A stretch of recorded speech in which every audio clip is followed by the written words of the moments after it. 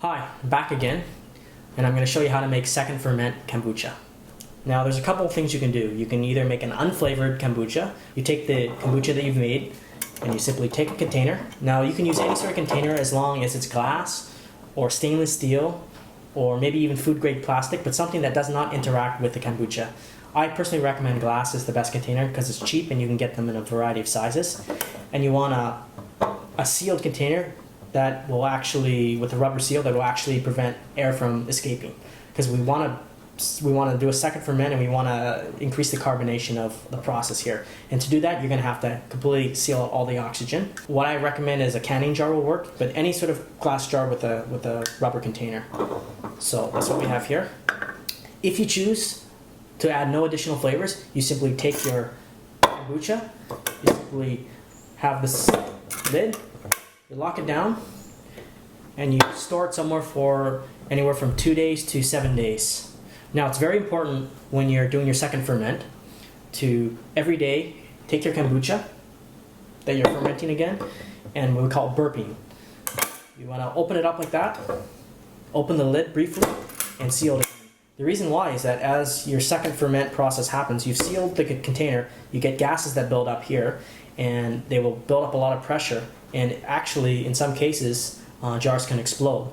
By releasing the gas every day or two, like this, you'll hear a nice burp sound. You prevent that sort of explosion from happening. If you're going to do a second ferment, I recommend 2 or 3 days at most. Some people do it for 7 days, but 2 days it seems to be about a pretty good duration.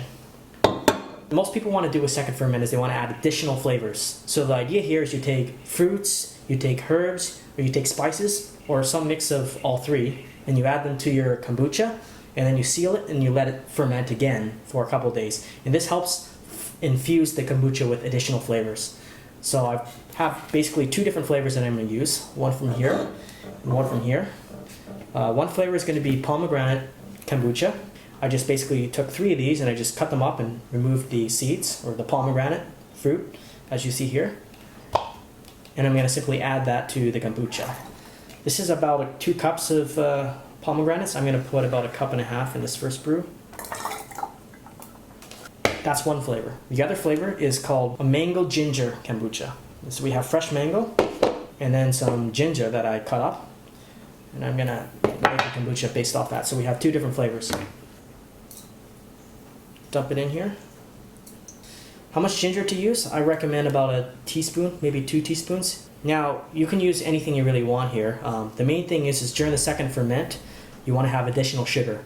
So we already have the yeast and bacteria in this kombucha brew, but we need to give it additional sugar to help the fermentation process. If you don't have any sugar, you're not really going to get a strong second ferment. And the whole idea was the second ferment, we get a real effervescent sort of mixture. Meaning there's going to be a lot of carbonation, there's going to be bubbles coming up. It's going to honestly taste like a bit of a flavored champagne or a soda water or a flavored soda. But to get that sort of real bubbliness, we need to ferment it for 2 or 3 days, and we need to seal it. And we need to add some sort of sugar thing. In this case here, we're going to use fresh fruit because that adds sugar to it. So let's just dump some of this mango here. Like so. Now it's going to be pretty close to the top here. Okay, there we go. Now I'm going to seal it like this. So that's our mango ginger flavor right there. Now we're going to leave this sit for about 3 days, and every day I'm going to check and I'm going to release the latch at the top and just burp it. There we go. Pomegranate kombucha, mango ginger kombucha. I will take these and I will leave them for 3 days, and this is called second ferment.